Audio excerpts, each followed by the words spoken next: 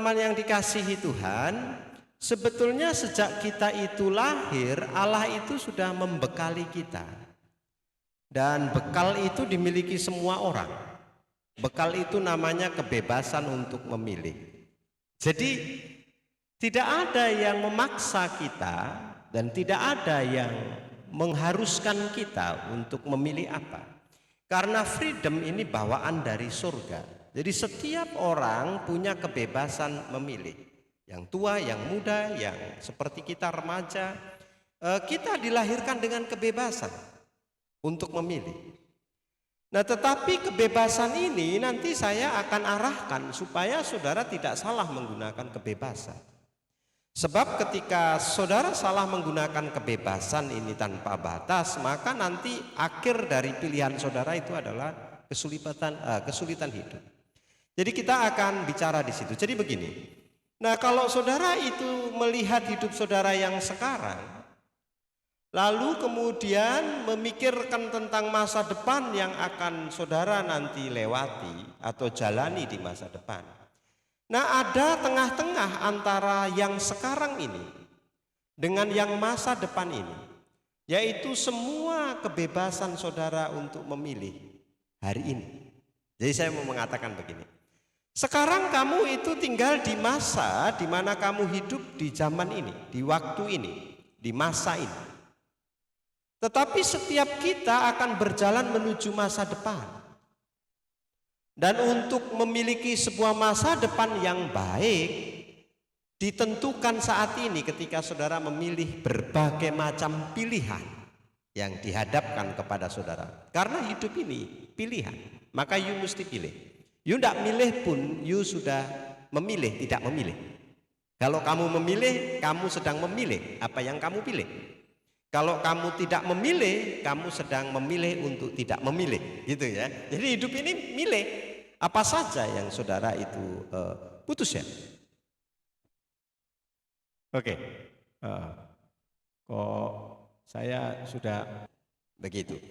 Kalau sekarang kamu itu pelajar dan kamu memilih untuk kebanyakan bersantai sekarang, maka masa depanmu pasti akan penuh kesulitan. Begitu ya. Dan itu bisa maklum saja. Kenapa ya? Karena kamu memilih untuk bersantai sekarang daripada memilih bersantai nanti di masa depan.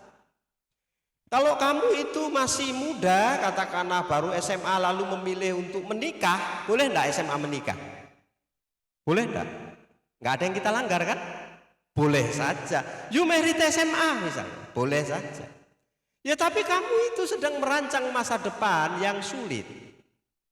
Kenapa? Karena kamu tidak prepare, belum siap, belum punya apa-apa yang menjadi bekal untuk kamu hidup di masa depan.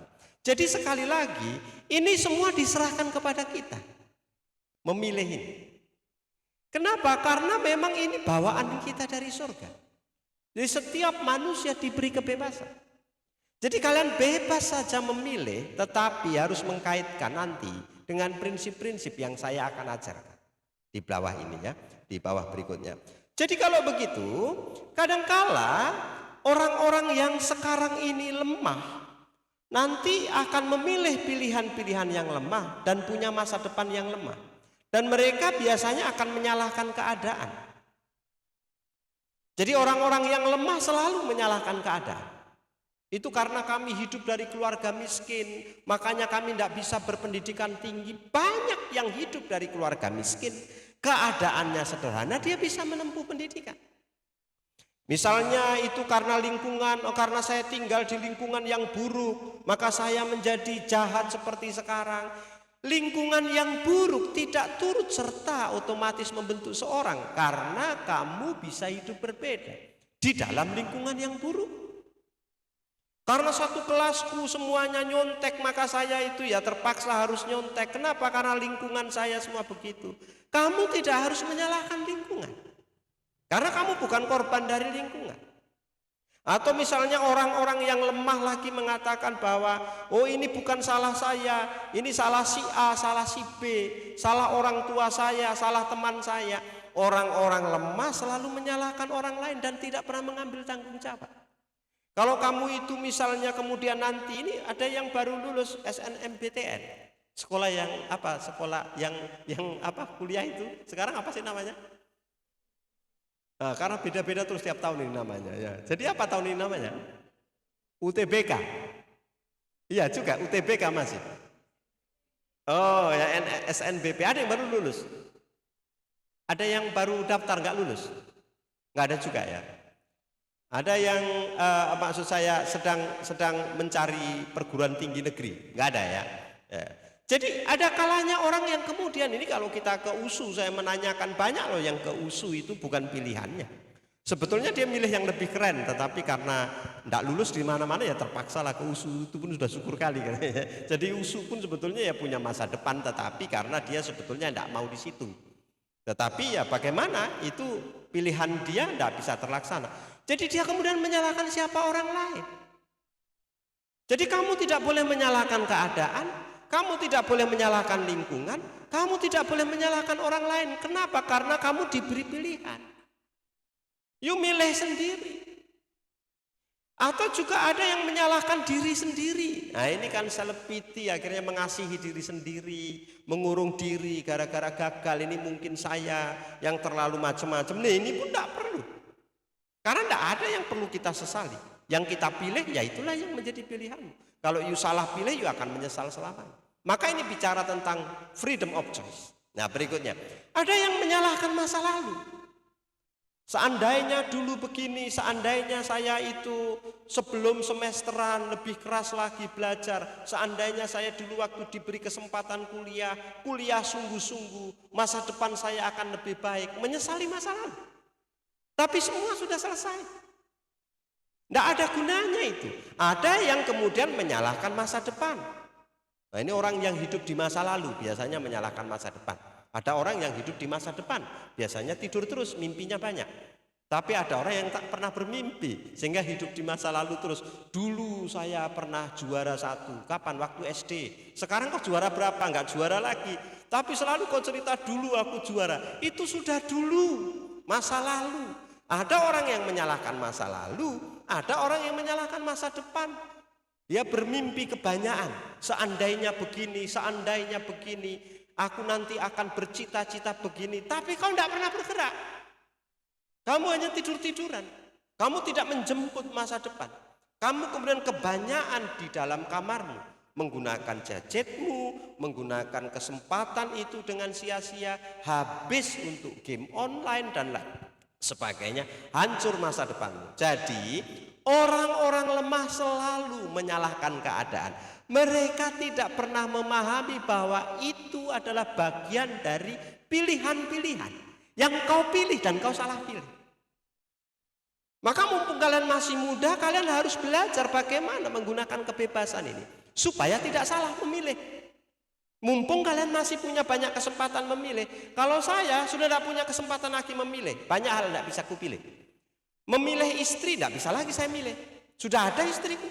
Kalau kupilih lagi bisa ribut dunia ini gara-gara saya. Tapi kalian memilih suami, memilih istri, masih ada kebebasan.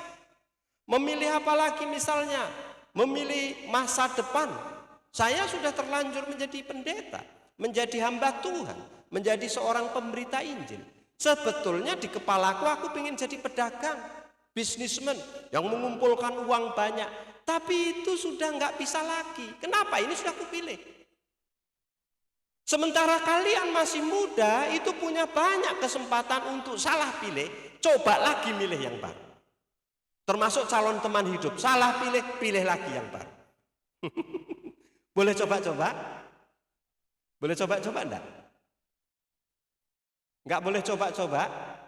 Jadi kalau enggak boleh coba-coba sekali pacaran mesti jadi? Enggak juga kan? Jadi kalau begitu agak dicoba boleh. Agak dicoba boleh ya. Jadi pacaran tidak harus menikah. Tapi kalau sudah memutuskan pacaran, mesti keinginan kalian menikah. Tapi karena sesuatu masalah nanti gagal, ya itu urusan nanti. Tapi saya mau mengingatkan, semua itu adalah kebebasan yang Tuhan berikan untuk masa depanmu, dan rumusnya itu adalah masa depanmu dirancang dari sekarang. Gunakan kebebasanmu untuk memilih yang benar. termasuk memilih siapa yang akan kau jadikan Tuhan. Kan itu paling penting ya. Kalau kau nggak memilih Yesus menjadi Tuhan, ya kau akan menjadikan yang lain selain Yesus Tuhanmu. Dan itu pilihan yang mesti dipilih pertama kali.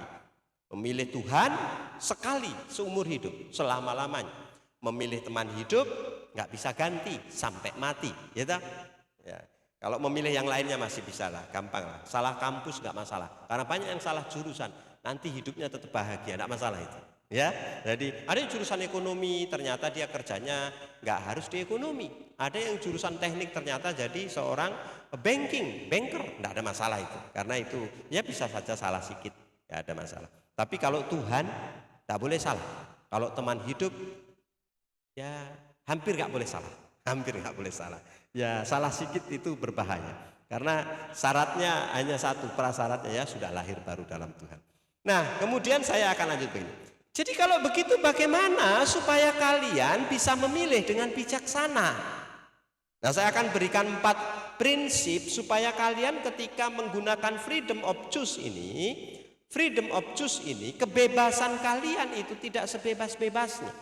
Tapi kebebasan yang benar-benar bertanggung jawab. 1. Mari kita baca 1 Korintus 10 ayat 23a. 1, 2, 3. Segala sesuatu diperbolehkan, benar, tetapi bukan segala sesuatu berguna. Prinsip pertama yang diajarkan Paulus. Ini Paulus ngajari tentang etika kepada jemaat yang ada di Korintus. Pada waktu itu di Korintus itu hidup sesuka hatinya. Kenapa? Karena mereka itu menganut prinsip-prinsip yang salah, misalkan tentang budaya keluarga.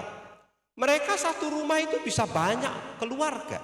Maka bisa terjadi orang itu melakukan perselingkuhan, tukar suami, tukar istri di rumah itu. Karena satu rumah banyak sekali keluarga.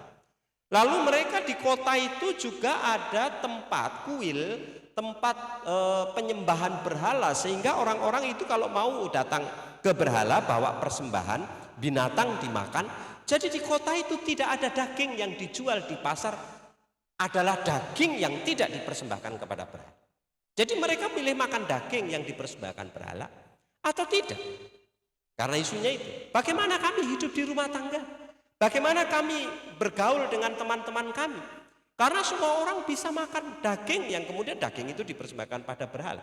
Lalu Paulus kemudian mengajarkan segala sesuatu diperbolehkan. Tapi ingat ya, segala sesuatu itu diperbolehkan, harus kotanya apakah itu berguna. Nah, ini adalah prinsip yang diberikan oleh Paulus untuk memberi standar bahwa semua pilihan yang kita pilih harus diukur dengan menjawab pertanyaan apakah ini menguntungkan bagi saya dan berguna bagi saya sebagai orang percaya. Nanti di bawahnya ada lagi. Ini prinsip pertama. You boleh melakukan apa saja, tapi apakah itu berguna untuk masa depanmu? Kamu boleh memilih menghabiskan waktumu 7 jam, 8 jam di depan HP-mu untuk bersenang-senang. Kamu boleh memanfaatkan liburanmu hanya di kamar untuk main dengan teman-temanmu, main game bareng, mabar. Tapi apakah itu berguna untuk masa depanmu? Kalau tidak berguna, maka kamu harus mulai berpikir ini tidak berguna. Jadi pilihan yang kamu pilih harus disaring. You boleh pacaran, tapi sekarang pacaran di usiamu yang SMA katakanlah, berguna enggak itu? Kalau sudah kelewatan juga berguna kan? Karena kalian mesti berpikir lagi, nggak ada gunanya, saya masih terlalu kecil pacaran, ngapain saya mesti pacaran sekarang? Nggak ada gunanya. Sehingga semua yang kamu itu mau putuskan, kamu mesti bertanya kepada prinsip Alkitab, berguna enggak? Ada manfaatnya enggak untuk masa depan? Ada manfaatnya enggak untuk hidup saya?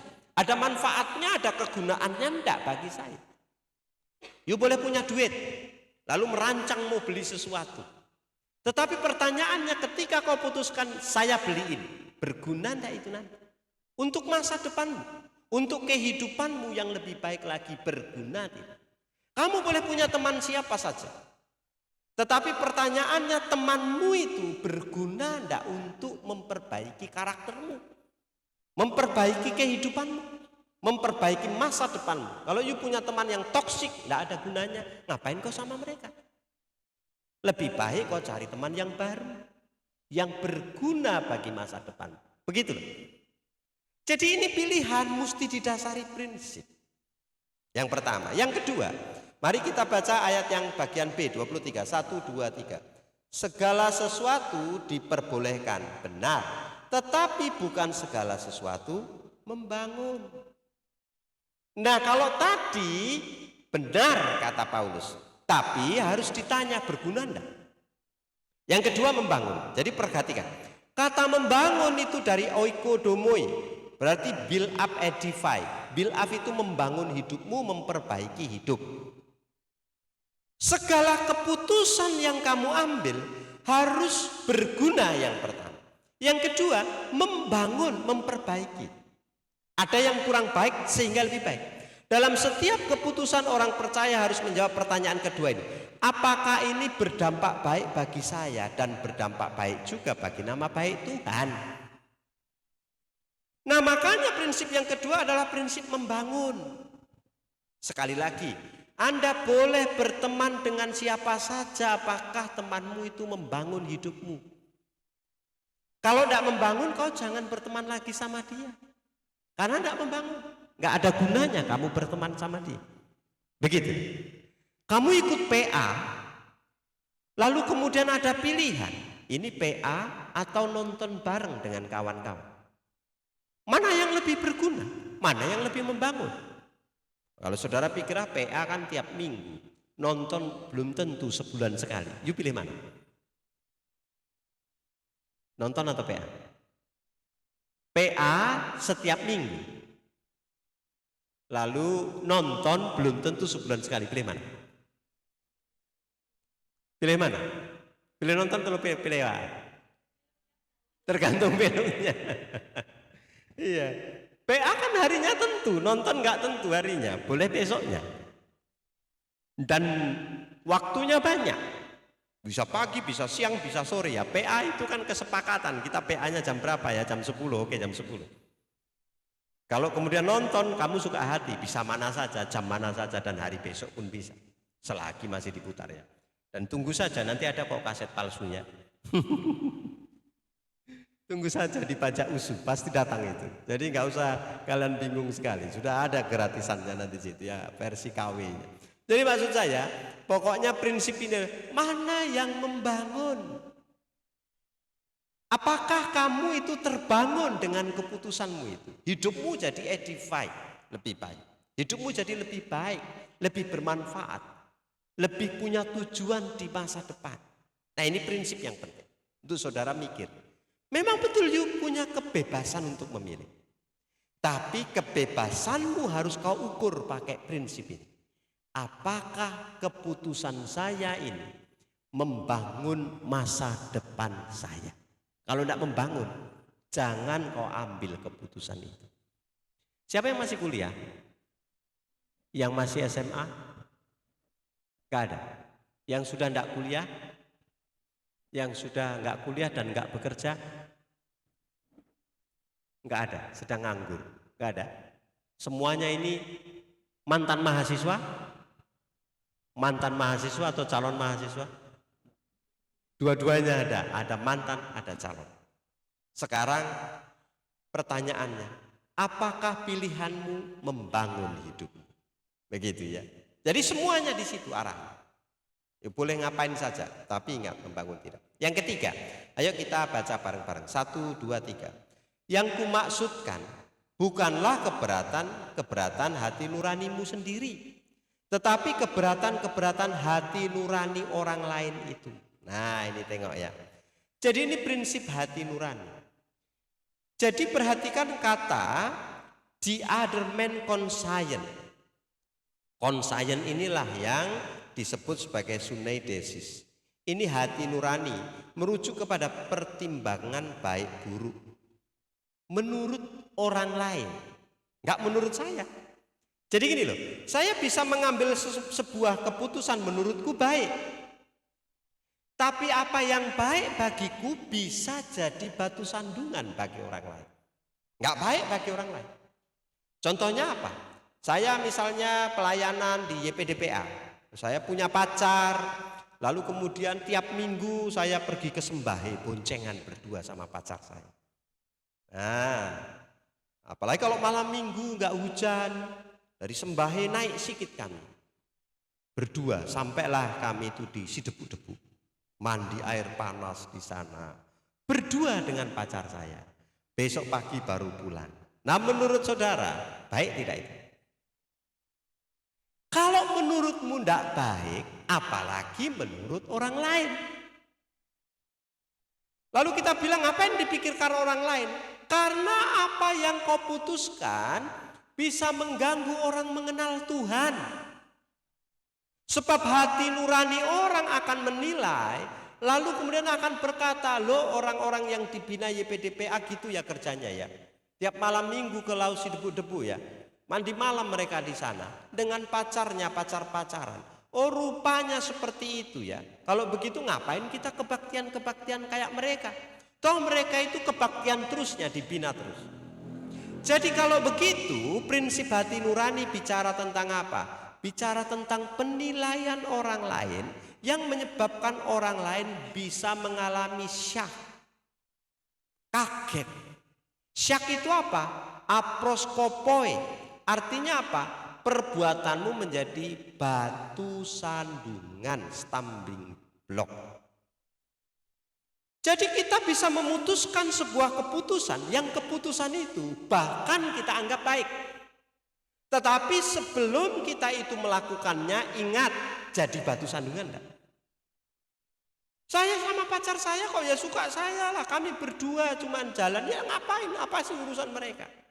Enggak masalah, itu menurutmu.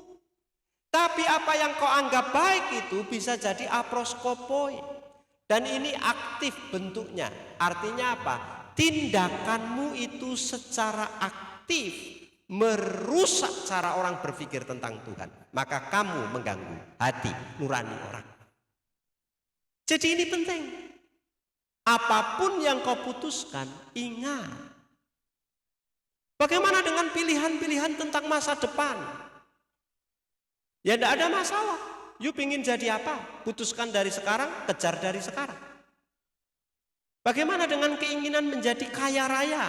Menjadi kaya itu nggak perlu diinginkan karena yang diinginkan jadi berdosa. Karena kaya itu berkat dari Tuhan, bukan dikejar oleh manusia. Jadi ingin menjadi kaya saja sudah dosa. Tetapi diberkati Tuhan tidak berdosa. Jadi jangan ingin jadi kaya. Inginlah kemudian memuliakan Tuhan, di tengah perjalanan kamu diberkati Tuhan jadi orang kaya. Kan gitu. Jadi ini bisa jadi stumbling block. Bisa menjadi aproskopoi. Bisa menjadi perbuatanmu itu sesuatu yang menghalangi orang. Batu sandungan bagi orang. Jadi teman-teman yang dikasihi Tuhan, jangan sampai karena keputusanmu orang terhalangi mengenal Tuhan kita. Mengenal Tuhan kita. Misalkan kamu sudah dibina di sini lama, kemudian menikah sama orang yang tidak mengenal Tuhan, boleh enggak? Engkau yang kawin kok, masa dilarang? Boleh enggak? Menikah dengan siapa saja boleh enggak? Enggak boleh, enggak boleh. Tapi kan kamu yang menikah, boleh enggak? Saya menikah sama ya, pokoknya siapa saja yang penting cewek lah, boleh. Kalau cowok sama cowok kan nggak boleh, tapi cowok sama cewek kan normal. Masa enggak boleh? Tetapi keputusanmu menikah bisa jadi batu sandungan. Kenapa? Karena orang akan mengenalmu bahwa si kawan ini dulu pernah jadi panitia, dulu pernah jadi pengurus pelayanan, dulu aktivis di gereja dan lain sebagainya. Tapi kok begitu memilih teman hidup, dipilihnya orang yang tidak dewasa dalam Tuhan. Akhirnya setelah itu hidupmu menjadi sulit. Kenapa? Karena kamu sekarang salah mengambil keputusan dan orang kemudian terhalangi mengenal Tuhan gara-gara keputusan. Jadi sekali lagi ya, nggak mudah ya kalau begitu ya. Karena ukurannya banyak sekali. Jadi yang pertama tadi apa? Berguna enggak? Kedua apa? Membangun enggak? Ketika jadi batu sandungan Kak, bagaimana dengan hati nurani orang lain? Dan ini harus dipertimbangkan. Karena dia yang ngajar firman Tuhan, bukan saya. Jadi waktu you ambil keputusan, you pertimbangkan orang lain terganggu tidak. Kamu duduk sepanjang hari, bersantai sepanjang hari di kamarmu, tidak ada siapa-siapa kecuali orang tuamu. Itu kira-kira mengganggu orang? Nggak ada siapa-siapa. Menurutmu baik? Menurutmu baik? Mamamu yang kerja keras, bapakmu yang bekerja keras, kamu asik aja di dalam kamar. Menurutmu baik? Menurutmu baik? Kurang baik? Tidak baik. Karena kamu orang dewasa yang bisa bertanggung jawab. Jadi ini bisa mengganggu hati. Apalagi kalau mamamu atau bapakmu orang yang dulu tidak pernah bertumbuh secara rohani dengan baik. Lalu melihatmu yang seringkali dibina di pelayanan-pelayanan seperti ini. Maka mereka akan berkata, apa gunanya kalau begitu orang itu tiap minggu ketemu kebaktian. Karena kamu jadi batu sandungan. Jadi jangan berpikir bahwa apa yang baik menurutku pasti baik kalau kulakukan. Coba mulai berpikir kira-kira orang lain berpikir apa. Saya kasih contoh. Kalau kamu parkir, sudah ada penghalangnya itu batas mobil. Lalu ada dua, mestinya mobil bisa parkir. Kau parkir di tengah. Kosong, tidak ada siapa-siapa, hanya kau.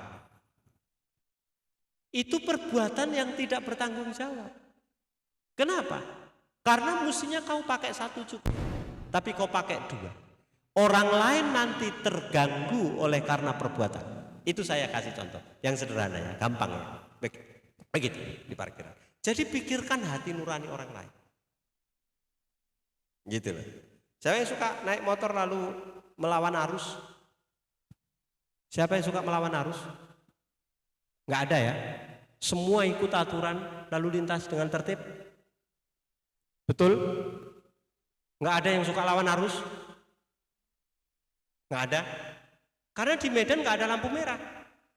Yang ada agak merah. Belum merah kali. Sehingga begitu merah ngebut karena masih merah jambu. Masih merah jambu. Belum merah kali. Saya juga sering begitu. Jadi istriku sudah marah-marah. Udah merah itu Pak. Belum merah kali tadi mau tengok. Merah jambu. Masih merah jambu. Karena belum merah kali gas terus gitu. Siapa yang suka seperti itu? Seperti saya. Belum merah kali. Masih merah jambu. Jadi masih bisa diterobos. Jadi menurutmu karena aku buru-buru. Saya punya hak karena saya buru-buru. Ingat ya. Keburu-buruanmu itu bukan kau sendiri yang buru-buru di kota Medan sebesar ini. Semua orang di luar sana juga punya buru-burunya sendiri. Maka ikuti aturan supaya apa? Orang lain tidak terganggu karena kau yang buru-buru itu. Kau pikir orang lain tidak buru-buru? Buru-buru juga. Jadi ini perhatikan ya. Apakah ini mengganggu hati nurani orang? Konsayen orang itu you pikirkan. Ini di rumah kadangkala tidak pernah diajarkan. Tapi kita mesti belajar bagaimana mengamati hati nurani orang lain. Orang lain terganggu tidak? Gitu ya. Jadi di jalanan ini teruji karena di jalanan banyak sekali perilaku yang mengganggu hati orang lain. Kita nampak nanti kalau di jalan raya. Yang terakhir, mari kita baca 1 Korintus 11:31, 1, 2, 3. Jika engkau makan atau jika engkau minum atau jika engkau melakukan sesuatu yang lain, lakukanlah semuanya itu untuk kemuliaan Allah. Nah ini yang paling klimaks sekarang. Jadi sekarang ayat 31 oleh Paulus dipakai sebagai ruling motif. Motif yang menjadi pengatur setiap keputusan. You boleh putuskan apa saja. Dalam hidupmu sesuka hatimu you boleh pilih apa saja. Tetapi apakah pilihanmu memuliakan Allah? Kalau pilihanmu tidak memuliakan Allah, maka batalkan pilihan itu. Berkaitan dengan apa ini? Berkaitan dengan semua aspek kehidupan. Misalnya bekerja. Ada orang-orang yang bekerja di tempat-tempat yang sebetulnya pekerjaan itu tidak Tuhan ciptakan, tapi Tuhan biarkan. Dan produksinya itu merusak hidup banyak orang. Misalnya apa? Narkoba, misalnya apa lagi? Misalnya itu alkohol, misalnya rokok. Tetapi kalau kau bekerja di perusahaan rokok, itu gajinya besar. Dan peluang karirmu besar. Tetapi Tuhan mengatakan, apakah pekerjaan itu memuliakan Allah atau enggak? Apakah dengan yang kau kerjakan nama Tuhan dimuliakan dan banyak orang terberkati atau enggak?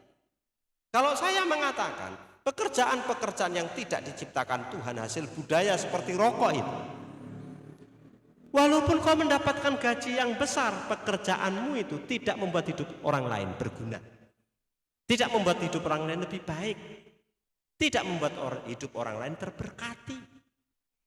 Lalu bagaimana dengan petani? Lebih baik kau jadi petani. Lalu berpikir bagaimana menghasilkan beras yang tidak beracun, karena banyak sekali produk-produk seperti sayur mayur dan lain sebagainya yang pestisidanya tinggi sekali. You mulai berpikir, saya mau jadi petani yang memuliakan Tuhan, menghasilkan hasil-hasil panenan, sayur mayur yang dijual ke kota Medan yang kemudian itu pestisidanya itu minimal sekali, sehingga kamu menjadi petani yang memuliakan Allah. Orang yang memakannya sehat dan lain sebagainya. Bukankah itu pilihan? Tapi kamu kan mikir petani itu apa sih harganya? Jadi petani itu tidak ada nilainya. Tapi kamu salah berpikir. Ini tentang visi, tentang impian, tentang cara kerja Tuhan. Petani pun mulia, gitu ya. Tapi kalau pulang kampung jadi petani itu ya rasanya kok sudah merantau ke Medan kok jadi petani. Lebih baik kok S1 dan jadi petani dibanding orang tua kita yang enggak sekolah jadi petani, karena cara berpikir kita akan berbeda. Pilihan lain apa lagi selain pekerjaan? Ya banyak pilihan lain, misalnya tentang bagaimana menghabiskan waktu luang, leisure time. Kemana kamu waktu liburan? Apa yang akan kau gunakan, kau pakai untuk apa waktumu selama liburan? Misalnya libur seminggu, ini menentukan apakah itu memuliakan Allah atau tidak. Ya karena saya tidak pernah liburan Pak, ini Bang, kebetulan ini kami sudah merencanakan kami mau backpackeran. Kemana? Kami mau ke Kuala Lumpur, lalu ke Bangkok, lalu kemudian pergi ke Jepang 2 minggu backpackeran. Ya silahkan, tidak apa-apa. Kalau setahun sekali masih normal. Tapi kalau setiap bulan kau liburan, kau nggak normal. Kau nggak sehat, jiwamu sakit. Kok tiap bulan kau liburan? Ya biarlah, wong duit-duitku sendiri. Memang duitmu sendiri. Tapi kalau kau liburan terus itu tidak memuliakan Tuhan. Setahun sekali boleh, setahun 2 kali masih normal. Setiap bulan kau ke Danau Toba liburan untuk healing, kau memang orang sakit. Kau jangan ke Danau Toba lagi, ke psikiater kan, sehat kan. Ya kalau kamu mau liburan terus ya kau nggak sehat kan begitu. Berarti jiwamu rusak. Makanya ini memuliakan Allah enggak. Walaupun you yang punya duit, you yang punya waktu. Saya mau liburan kok dihalangi? Enggak kuhalangi. Silahkan liburan. Tapi orang normal enggak liburan tiap bulan. Orang normal liburannya ya normalnya manusia. Setahun sekali kah, setahun 2 kali masih oke. Ini tiap akhir bulan kau liburan. Healing tiap minggu. Healing kok tiap minggu. Kasihan sekali kawan ini, berarti betul-betul sakit. Siapa kawanmu yang tiap bulan healing? Jangan ditengok ya. Lucy enggak healing tiap bulan kan? Enggak ya. Stephanie kau healingnya seminggu sekali. Kalau healing itu tiap bulan ya duitmu masih kau bisa pakai untuk memuliakan Tuhan. Walaupun itu duitmu. Bisa dipakai untuk mengatur pelayanan, bisa dipakai untuk transportmu pergi ke pelayanan dan lain sebagainya. Maka keputusanmu harus memuliakan Tuhan atau tidak. tentang pekerjaan, tentang leisure time, tentang semua aspek kehidupan. Apakah semua aspek kehidupan yang kau putuskan memuliakan Tuhan atau tidak? Saya nonton itu video pendek Hotman Paris sama anak kecil yang ditanya, kau nanti kalau udah besar jadi apa? Lalu kemudian Hotman Paris mencoba mempengaruhi, jadi lawyer. Enggak, katanya. Kenapa nggak mau jadi lawyer? Dekat dengan dosa. Dekat dengan dosa, dekat dengan bohong, katanya. Aku heran juga, anak kecil ya, kau tahu lawyer dekat dengan bohong. Jadi kau wajukan ya kau ya ke pengadilan ya, kata si Hotman Paris. Cuman aku tertawa karena itu yang ngomong anak kecil. Jadi dia sekarang punya cara pandang. Ada lawyer yang selalu menggunakan hukum sebagai alat cari duit. Mungkin itu di kepalanya. Ya saya kan cuma nonton aja, tapi itu penilaian. Jadi memilih pekerjaan, you pilihlah pekerjaan yang memuliakan Tuhan. You pilihlah apa saja waktumu untuk leisure time, waktu-waktu kosong senggangmu kau pakai untuk memuliakan Tuhan. Begitu ya. Jadi ukurannya ini ukurannya memuliakan Tuhan. Mari kita ulang, ada 4. Bagaimana you menggunakan your freedom untuk memilih dengan bijaksana. Prinsip yang pertama apa? Berguna. Prinsip yang kedua, yang ketiga, hati nurani orang lain, jadi batu sandungan enggak. Yang ketiga, 4, memuliakan Allah. Jadi kalau kamu pakai 4 itu, maka kamu tidak akan menuju kepada kematian. Ada jalan yang disangka lurus, tetapi ujungnya adalah maut. Gunakan alat untuk mengukur pilihan-pilihan. Karena sekali lagi, pilihan ini diberikan dari surga kepada kita masing-masing. Freedom of choose, kebebasan memilih. Dan ini bagian dari hak asasi manusia. Saya boleh memilih jadi apa, mau apa, sesuka hati saya. Tapi firman Tuhan mengajari, enggak. Kalau you salah sangka, kau pikir pilihanmu lurus, salah. Harus diukur pakai firman. Kalau enggak, you akan kecemplung kepada kematian. Hidupmu akan enggak mencapai tujuan Tuhan. Karena tadi kita sudah ngomong tentang tema kita ya. Sekarang you pilih, masa depanmu akan teruji. Sekarang diputuskan, masa depanmu akan terpengaruhi. Sekarang kau santai, masa depanmu akan kerja keras. Kalau sekarang kau kerja keras, masa depanmu akan santai. Semua diputuskan sekarang, jangan nanti. Terakhir, sebagai penutup, kita dilahirkan dengan kebebasan untuk memilih. Namun, Anda harus memilih dengan standar etika dari surga, supaya tidak salah menggunakan kebebasan memilih. Apa tema kita hari ini? Your choice is your future. Bad choice akan menghasilkan bad future. Good choice akan menghasilkan good future. Jadi pilihlah untuk mengikuti Tuhan. Kita berdoa. Makasih Tuhan untuk pengingat yang Tuhan berikan kepada kami. Sebagai anak-anak muda, kami masih punya banyak sekali kesempatan untuk memilih. Di dalam kemudahan itulah Engkau memberikan kepada kami kekayaan yang tanpa batas, yang kami bawa sejak kami lahir, yaitu kebebasan untuk memilih menjadi apa, mau ngapain, dan mau bermimpi untuk mencapai apa, Tuhan.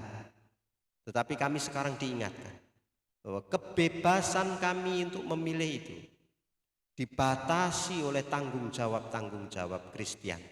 Sebab kami adalah anak-anak Tuhan. Maka kami harus mengukur semua pilihan-pilihan yang kami pilih berdasarkan standar etika Tuhan. Apakah itu berguna? Apakah itu membangun hidup kami? Apakah itu kemudian tidak mengganggu hati nurani orang?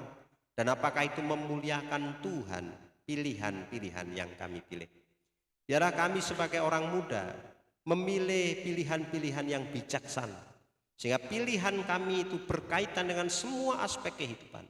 Pada akhirnya memuliakan Allah, menjadi alat untuk kami memuji-muji dan membesarkan Allah. Kadangkala dalam kemudahan kami salah banyak memilih Tuhan. Tapi terima kasih Engkau memberikan kami ruang dan kesempatan. Pilihan terpenting dalam hidup kami tentulah Engkau yang adalah Tuhan dan Juru Selamat. Memilih Yesus sebagai Tuhan dan Juru Selamat kami. Sementara pilihan-pilihan yang lain menjadi sekunder dan pilihan primer kami sudah ditetapkan. Bahwa kami harus menyatakan iman kami, menjadikan Yesus sebagai Tuhan dan Juru Selamat kami. Ajari kami yang masih muda-muda ini Tuhan, untuk memanfaatkan kesempatan, mengambil keputusan-keputusan yang mempengaruhi masa depan kami. Sebab masa depan kami dimulai dari sekarang, dari keputusan kami di hari ini, ketika kami masih muda. Biarlah kami memahami ini dan melakukan hal-hal yang bijaksana dalam hidup kami, sehingga kami memiliki masa depan yang baik. Karena pilihan yang salah menghasilkan masa depan yang buruk. Pilihan-pilihan yang benar menghasilkan masa depan yang memuliakan Allah. Terpujilah Tuhan, di dalam nama Tuhan Yesus kami berdoa. Amin.